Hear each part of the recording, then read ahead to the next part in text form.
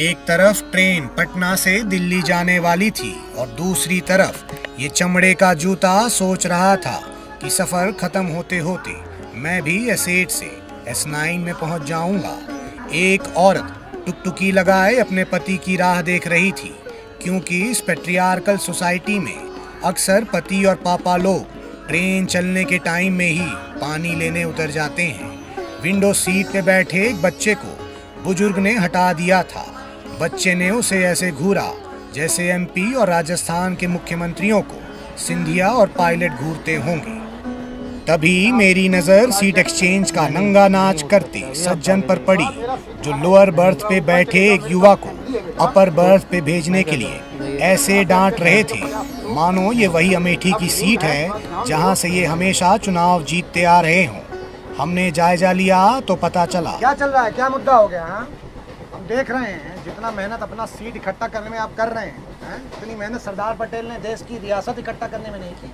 क्या हो गया भाई, क्या प्रॉब्लम है? हाँ राजा जी, मेरा एक सीट 22 नंबर है, एक सीट 55 नंबर है, एक सीट 32 नंबर है और एक सीट 32 नंबर है।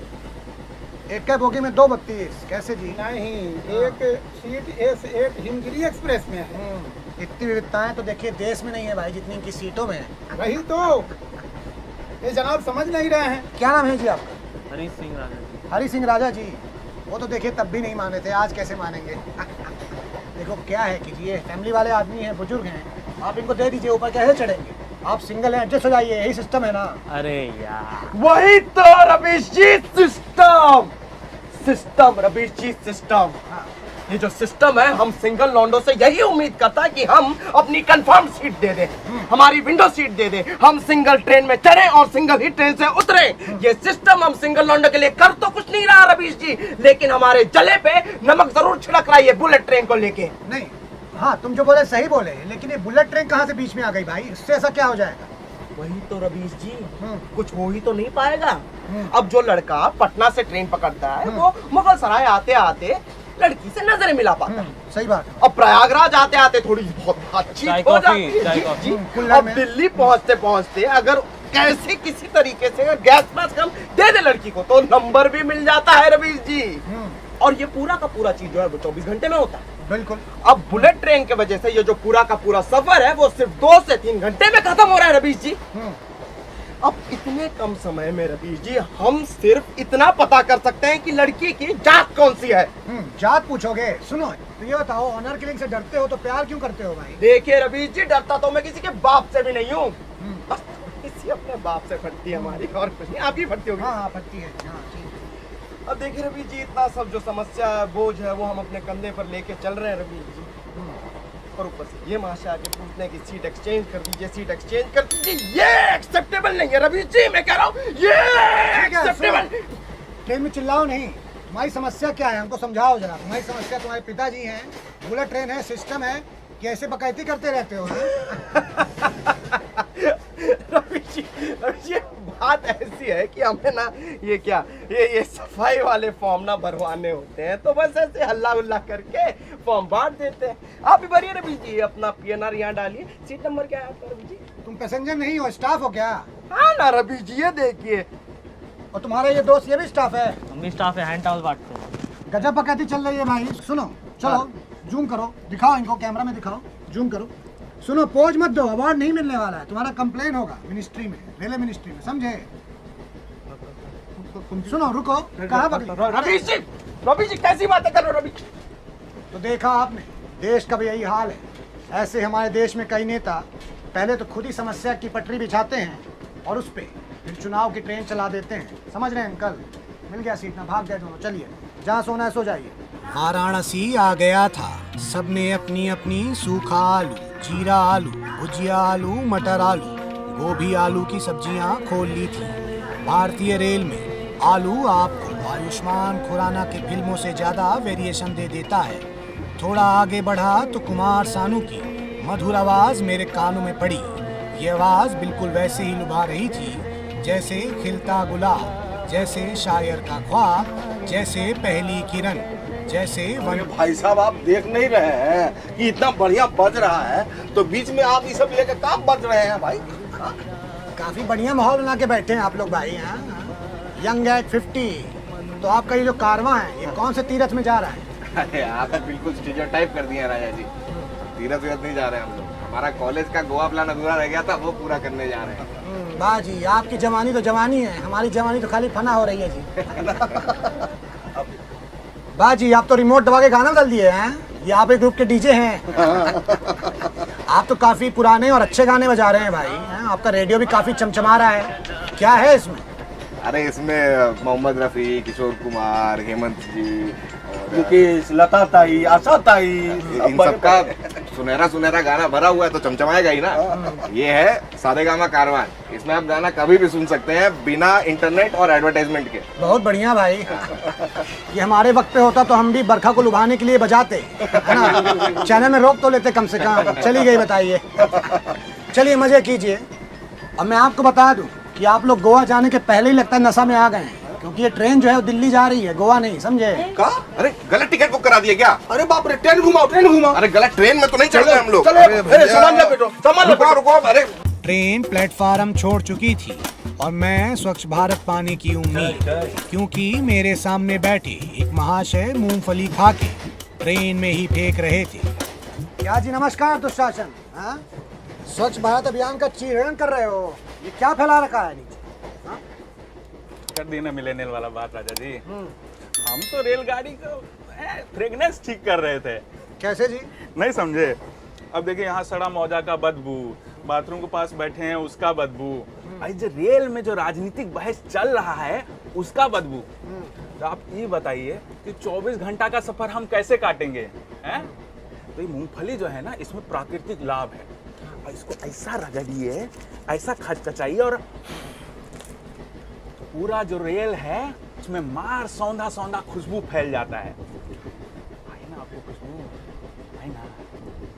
आप तो पत्रकार आदमी है, सूंघने का अधिकार तो आपको संविधान दिया है। अच्छा हुआ सुनने का अधिकार बोल के आप पत्रकार बोले, कुत्ता नहीं जी। अरे ऐसा नहीं है, हमको भी पता है कि असली पत्रकार और कुत्ता में क्या फर्क है। हम भी थोड़ा टीवी देखे हैं राजा जी। चलो गुरु, कोई बात नहीं, अच्छा है, फेंकते रहो। लौ पथगामिनी अपनी फुल स्पीड पर थी। हिलती ट्रेन में चलने वाला हर इंसान शराबी लग रहा था। तभी ट्रेन आउटर में रुक गई। अक्सर टाइम पे रहने वाली ट्रेनें टाइम पर ना रहने वाली ट्रेनों की पासिंग के लिए रोकनी पड़ जाती हैं। देश में सिर्फ वीआईपीज नहीं, बल्कि कुछ ट्रेनें भी वीआईपीज वाले टेंट्रम थ्रो करती हैं। कुछ लोग इसकी शिकायत ट्वीट करने में लगे थे, तो कुछ लोग मस्खरी में ट्रेन के टायर पंक्चर हो जाने की अफवाह उड़ा रहे थे। लेकिन इस बार भी जुर्म गाड़ी का नहीं, बल्कि सरकार की गाड़ी को अपने दहेज में मिली बुलेरो समझने वाले इस बैल बुद्धि इंसान की थी, जो चेन ऐसे खींच रहा था जैसे सरकार अपनी विफलताओं के लिए विपक्ष की टांग खींचती है। देखिए, लोगों को घर जल्दी पहुंचना होता है और पकड़ लेते हैं एक्सप्रेस, क्योंकि हर स्टेशन पे तो रुकती नहीं है। अब जहां पर रुकती है वहां से 50 रुपए की बस पकड़ के वापस घर आना होता पीछे आना पड़ता है। हाँ जी, तो हम क्या करते हैं, उनके ठीक इलाके के सामने चेन खींच देते हैं, उनका समय बच जाता है, हमारे 50 रुपए बनते हैं। आप बताइए, आपको कहाँ उतरना है? हमको उतरना है बरखा के दिल में, उतारोगे? हाँ? नहीं, उसके तो 100 रुपए बनेंगे ना राजा जी। वो छोड़ो, हमारी छोड़ो। ये बताओ कि इतना बड़ा जो क्राइम करते हो, कल को अगर कोई टीटी देख लिया तो तुम्हारा चूतड़ और तुम्हारा हाथ दोनों तोड़ देगा। फिर ट्रेन का चेन छोड़ो, अपना पैंट का चेन नहीं खींच पाओगे। अरे छोड़िए राजा जी, टीटी क्या उखाड़ पाएंगे? 200-300 टीटी को तो इसी गेट से धक्का मारे हैं। अरे खड़ी ट्रेन से डर गए, घबरा जाते राजा जी। हाँ, लगता है एक दिन तुमको आरपीएफ बोरा में डाल के ले जाएगी, समझ रहे हो ना? अरे छोड़िए राजा जी, आरपीएफ के सामने चेन खींचते हैं। दिखा है दिखाइए। आरपीएफ, देखो चेन खींच रहे हैं, देखो देखो चल ऐसे राजा जी, वो कानपुर के आगे रामपुर में चेन खींच देना, वो 56 नंबर वाले को है ना, ननिहाल में उतरना है। कुछ दिन ननिहाल में बिताओ जी अपने। देश में विकास की सुपरफास्ट ट्रेन भी ऐसे ही अटकी रहती है, जिसे लोग अपनी बेवकूफ़ी की चेन खींच खींच कर रोक देते हैं। मैं तो कहता हूँ कि विकास के ट्रेन की जो चेन है उसे इतना टाइट कर दीजिए कि कोई भी आंडू फांडू उस चेन को रोक कर विकास को ना रोक सके। थोड़ा आगे बढ़ा तो ट्रेन में चंद्रयान दिख गया, जो चांद से चेहरों की बार बार चक्कर लगा रहा था। हम भी उस पर किसी उल्का पिंड की तरह बरस पड़े।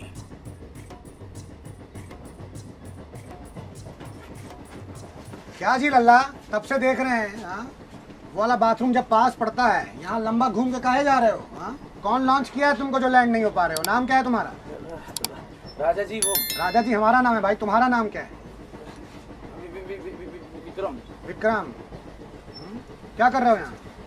पानी खोजने के लिए आए थे राजा जी, उधर हो नहीं रहा है, उधर मिल नहीं रहा है, तो इधर आना पड़ रहा है। हाँ, 6 बार ब्रश कीजिएगा तो पानी तो कम हो ही जाएगा। हाँ नहीं तो राजा जी हमको पेपर सूप लेने जाना है। सुनो, हमको इधर- पेपर सूप लेने जाना है। राजा जी छोड़ दो हमको। ये तो भग लिए भाई। आप सवाल पूछते हैं राजा जी तो बड़े बड़े भाग लेते हैं। वो तो है।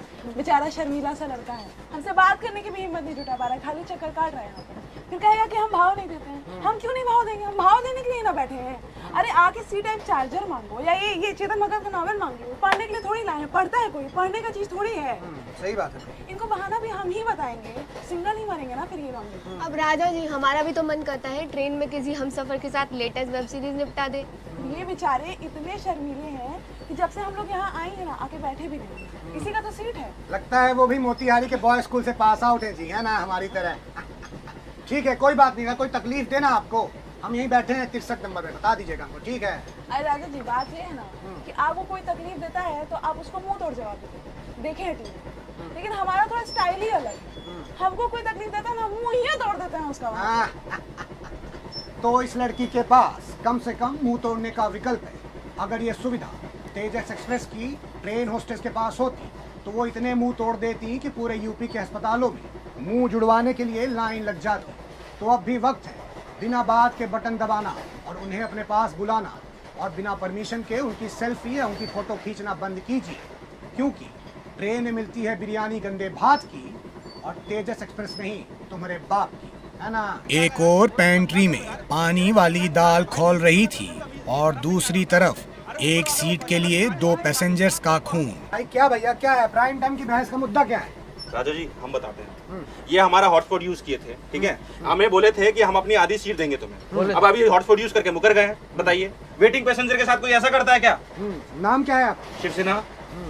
क्या जी, क्यों मुकर रहे हैं आप? अरे राजा जी ये झूठ बोल रहे हैं, हमने कोई वादा नहीं किया। ये वेटिंग वाले लोग हैं, इनकी जगह बाथरूम के पास है, हमारी सीट है, हम कहाँ शेयर करें? आपकी सीट है, दिखाइए टिकट जरा। कमल के प्रफुल्ल, देखिए क्या है कि अपना सीट शेयर कर लीजिए इनके साथ, है ना? नहीं तो ये जो 5 घंटे का सफर बचा है और खड़े खड़े जाएंगे तो सफर में इनको 5 साल का लगेगा। देखिए राजा जी, सीट तो हम नहीं देंगे। अरे कैसे नहीं दोगे भाई? राजा जी ये इनसे वादा किए थे, हम देखे थे, और हम आपको बता दें हम ये अन्याय तो बिल्कुल नहीं होने देंगे। हम भी एक वेटिंग वाले हैं और वेटिंग वाले का दर्द हम बिल्कुल समझते हैं। गुस्सा मत होइए, ठीक है? हाँ। थोड़ा अरे थोड़ी इनको एक काम करो, इनको लेके चलते हैं भाई, इन्हें लेके चलते हैं भाई। ऐसे कैसे नहीं जाएंगे? अरे ऐसे कैसे? अरे राजा जी छोड़िए। आखिरकार लंबी बहस और अटकलों के बाद फैसला हो ही गया। देख रहे हैं राजा जी, हमको यहाँ बिठा के खुद जाके दोनों सीट पे बैठ गए। एक तो हमारा हॉटस्पॉट यूज कर लिया, हमारा नेट खत्म कर दिया, और कितना बदबू है इधर, आप देख। बंद करो भाई, तुम्हारा हग्गा देखने बैठे हैं। कितना गलत हो रहा है हमारे साथ। सिर्फ तुम्हारे साथ नहीं गुरु, देश में ऐसा किसी और के साथ भी हुआ है, वो भी रातों रात। लेकिन कोई बात नहीं, इस बदबू का निवारण है हमारे पास। ये लो, ये मूंगफली लो, इसको ऐसा खचखचा के यहाँ फेंक दो, मार सौंधा सौंधा स्मेल फैल जाएगा, है ना? चलो गुरु चलते हैं, दे दीजिए उनको भी।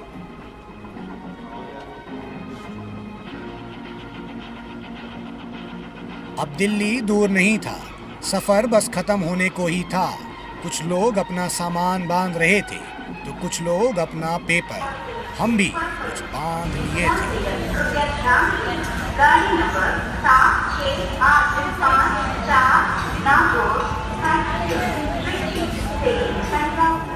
तो इस सफर से एक बात अच्छी हो गई कि मैंने अपने सच्चे भारतीय होने का प्रमाण दे दिया है। आज के बाद देश में मुझे कोई भी एंटी नेशनल नहीं बुलाएगा, क्योंकि मैंने अपनी संपत्ति समझ के रेलवे से ये तौलिया, ये साबुन का पुछ और ये कंबल चुरा ली है। तो मिलूंगा आपसे अगली बार, तब तक नमस्कार, मैं राजा रवीश कुमार। तो गाइस कैसी लगी आपको ये वीडियो? कमेंट्स में बताओ, और ऐसी और वीडियोस देखने के लिए सब्सक्राइब करो।